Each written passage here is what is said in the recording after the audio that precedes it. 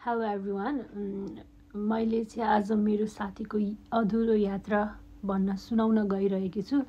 उसको प्राइभेसीको कारण चाहिँ मैले उसको नाम लिएको छैन, बट कसैले कमेन्ट गर्नुहुन्छ भने सायद म त्यो कमेन्टलाई डिलिट गर्ने छैन। मैले चाहिँ यो लेखेर रेडी पारेको छु। Reason is I don't want to miss a single point.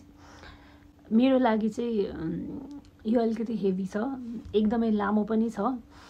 हजुरहरूले सुनिदिनु होला, बुझिदिनु होला। लेखेको किन भन्नुहुन्छ भने चाहिँ मलाई चाहिँ केही पनि पोइन्ट मिस गर्नु थिएन। 6 वर्ष अघि अस्ट्रेलियामा पहिलो पटक मैले एउटा युनिट लिएँ। एक्लै थिएँ। जिन्दगीको नयाँ अध्यायहरू सुरु हुँदै थियो।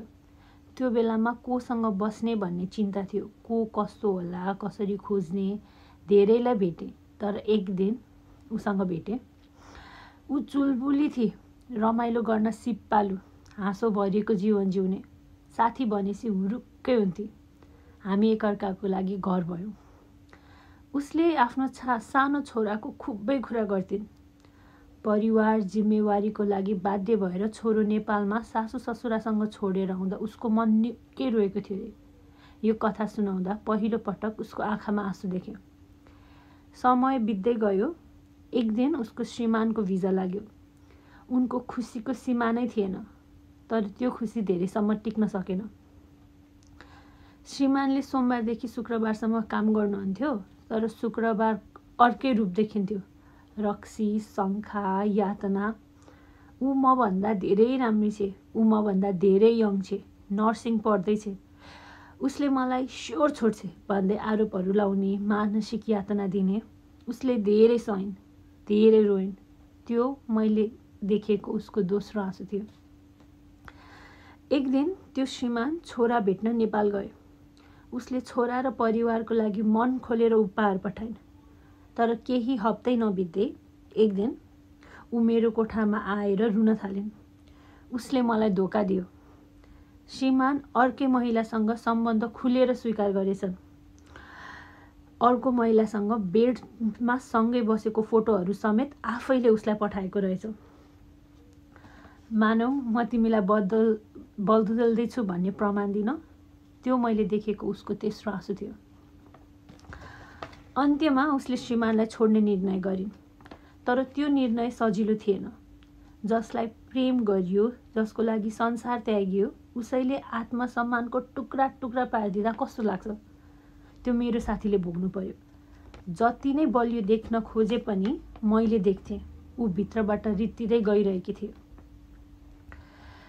डिभोर्स भएको 4 महिना नबित्दै उसको पूर्व श्रीमानले अर्को महिलासँग बिहे गरे।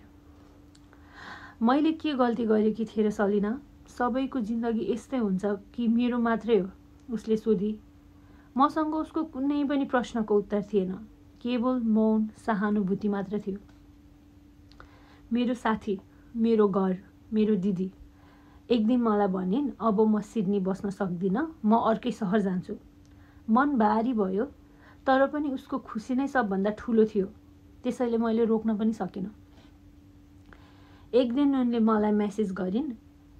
केटाको उसको पूर्व श्रीमानको घरले उसलाई छोरासँग भेट्न बोल्न दिएनन् रे।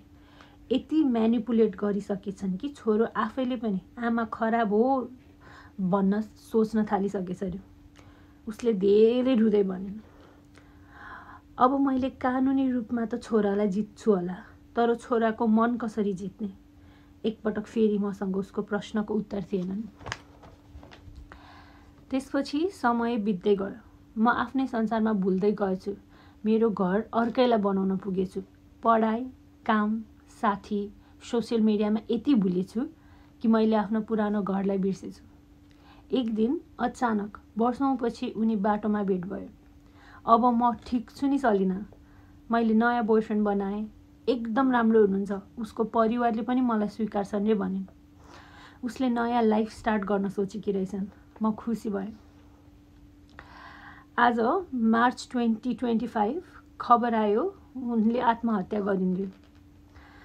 हाँस्न नछाड्ने, रमाइलो नगरी नबस्ने, सधैँभरि साथीभाइहरूलाई नै सँगै राख्न चाहने त्यो चुलबुले केटी अब यो संसारमा रहेनन् रे। जसले म एक्सेप्ट गर्छु परिवारले मान्छ भनेको थियो उसले झुटो आश लिएको रहेछ अरे। उसको एउटा लेटर भेटियो जहाँ उसले लेखेकी थिइन्, am I good enough to love? No, I am not. I am not a good mom. Does someone love me? No, nobody cares about me. Will my son understand me? जवाफमा थियो, he only loves his dad. म सोच्दैछु गल्ती कसको? श्रीमानको जसले कहिल्यै प्रेम दिन सकेन, सासू ससुराको जसले आफ्नै छोरा भेट्न नदिने हदसम्म पुगे, कि त्यो केटाको जसले प्रेमको आशा देखाएर बीचमै छोडिदियो? अहिले सोच्दा लाग्छ सायद दोषी म पनि थिएँ कि जब उसले म सिडनी छोड्छु भने मैले एउटा शब्द पनि रोकिनँ। जब म आफ्नै जीवनमा व्यस्त भए मैले तिमी ठिक छौ भनेर एक फोन गर्न आवश्यक पनि ठानिनँ। सायद मैले एकपटक सोधेको भए, म छु है भनेको भए ऊ अझै बाँचिरहेकी हुन्थे।